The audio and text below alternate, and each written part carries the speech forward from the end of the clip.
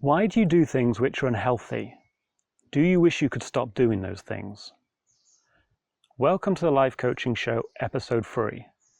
In our chats, we will be covering health, and then we will look at some practical tips on being healthier, despite the fact we seem extremely driven to do the opposite.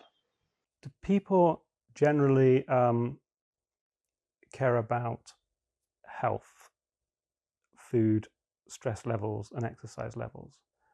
Or is that not on people's radars? Yeah, I think I would say most people in their 20s are, especially this generation, are very like health aware of like wellness, and I think mental health has been a big thing throughout the pandemic years, and the trends on social media are very like sort of wellness conscious. So I would say, yeah, people have a good understanding of how to live in a healthy way and like a little bit more health conscious. I think even the generation slightly beneath me, more so than my generation. So I think every new generation just has so much more information, and there's a lot of like social trends towards like just living well and like looking after yourself. So I think so, yeah. I find that really exciting that is the case. My dad's generation were just so not into that. They basically thought being healthy was girly and they just weren't interested. And the effect it had was that they became unwell and in many cases died. It's like, it's great that it's more of a thing. Yeah, and I think people are just so much more aware of like the real impact of living like a healthy lifestyle. Also, people are just gonna like, life expectancy is so much longer. Like for newer generations, like every generation is like expected to live longer and work for longer and do more for longer. So I feel like people are looking at their lives as like a real long like timeline and thinking like, I've got to, if we're going to be working into our like 70s or whatever, then you've got to be well enough and like, fit enough to do that. Yeah, and it might be that we're working, well, not we, you guys are working longer than in your 70s. It could just be indefinitely. I want to work till I drop anyway, so yeah, that's fine. I remember one time brushing my teeth thinking, God, I've got to look after these things for maybe 70, 80 more years. I better start taking this more seriously. That's funny, yeah. It sounds like you guys have got health covered, so perhaps you don't require my suggestions on this topic. However, just in case anyone is not in perfect health, which they can sustain for the next 80 years, we will still go through some concepts after our chat with the guy and the gal, which may help you. Where do you think people in their 20s heads are at with regards to health? Do you think people take it seriously, as in take food and nutrition serious, exercise seriously, and mental health and meditation and stuff seriously? It's definitely taking it more seriously now than the older generation do. Like, for example, most people my age probably, or most people I know, have a gym membership, whereas I think back in the day, like our parents' generation probably didn't go to the gym. And I think I saw on the news the other day, like less people are going out partying, more people are interested in, nutrition, going to the gym, working out, rather than spending their money on drinking and stuff like that. But it's a bit of a mix really, because people still are partying a lot, eating junk food a lot. Obviously there's a lot more fast food restaurants now, that sort of thing, but there's also a lot more people which are serious about their health and making sure they're getting the nutrients, vitamins they need, going to the gym, and obviously mental health now as well, a lot bigger than it used to be. So a lot more people doing meditation or listening to podcasts or doing life coaching, for example. So they definitely,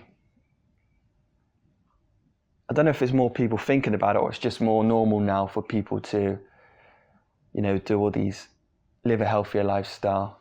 So to me, that's really exciting that people are taking it more seriously.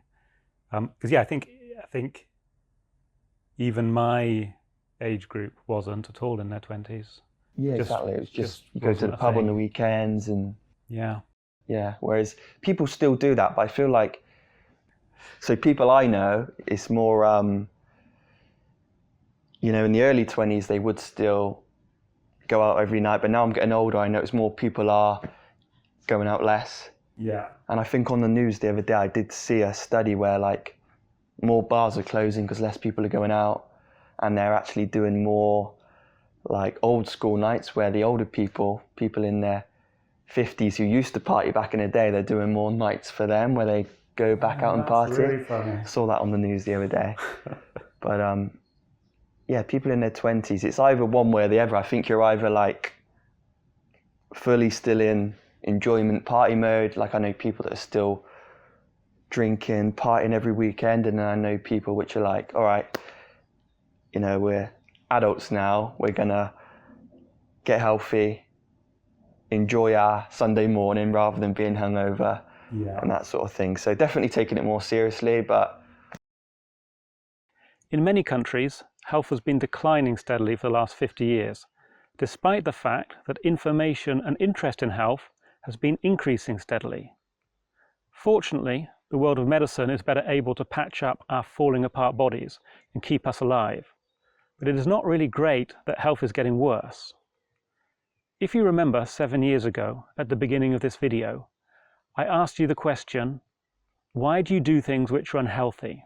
If we understand why, then we have a better chance of making a change.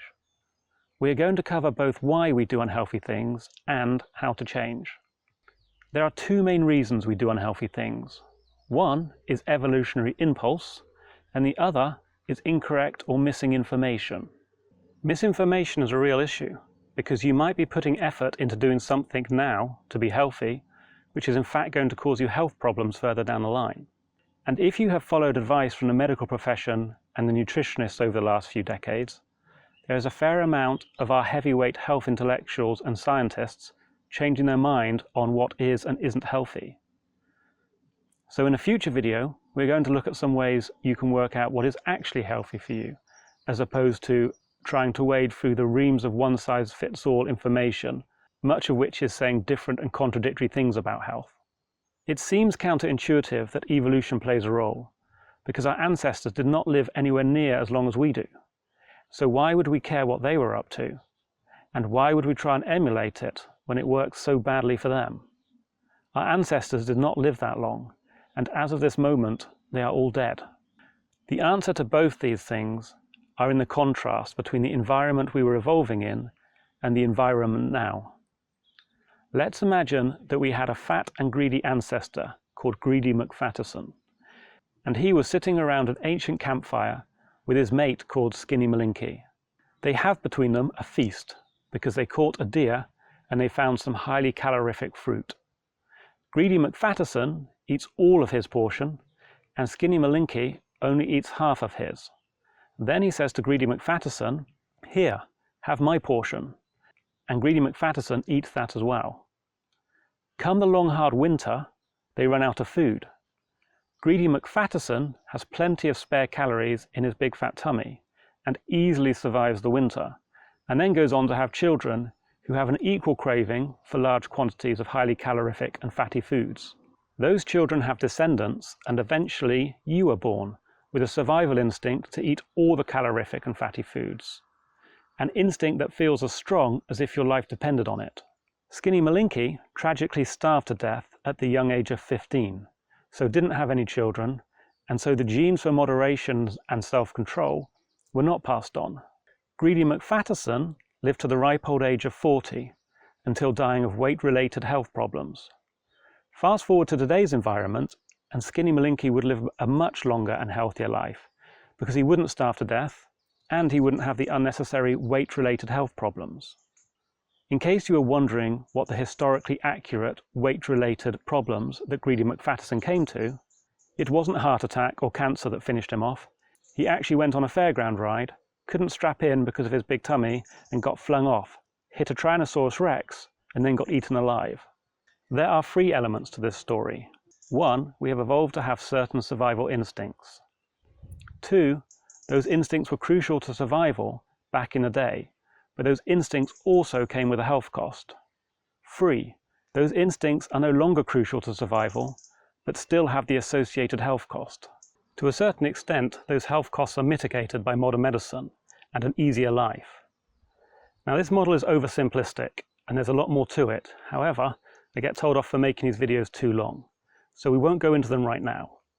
You get the idea though. We have unhealthy cravings, like your life depended on it, and that is a problem we need to tackle. That is a problem for the following things: food type, e.g. sugary foods, food eating window, e.g. eating all the time, conserving energy through inactivity, e.g. not exercising, achieving and accumulating more, e.g. never being satisfied, and comfort, e.g. not too cold, not too hot, everything's soft and comfortable and easy. All of these things give us pleasure, and we can be drawn strongly to them. They have helped our ancestors to achieve their life purpose, which was to survive and look after their family. To override those impulses, we generally need to understand three things. 1. We need to seek pleasure. If you simply swap out pleasurable, unhealthy activities with miserable, healthy ones, you will likely run out of willpower. We have to try and find you healthy habits that bring you pleasure. 2. We need to work out when you need to add things in or when you need to take things away. Let me give you an example. Think of your 3 favorite foods. It doesn't matter if they're healthy or not, just that you crave them. Now imagine someone said, stop eating those foods. This is taking things away and will be difficult for most people in this situation. Now imagine someone said, I need you to eat these 10 super tasty, super healthy dishes each week. Chances are you would eat them, and for the most part be too full to think about or even remember your 3 favorite foods. This is adding in. Sometimes it's better to take away.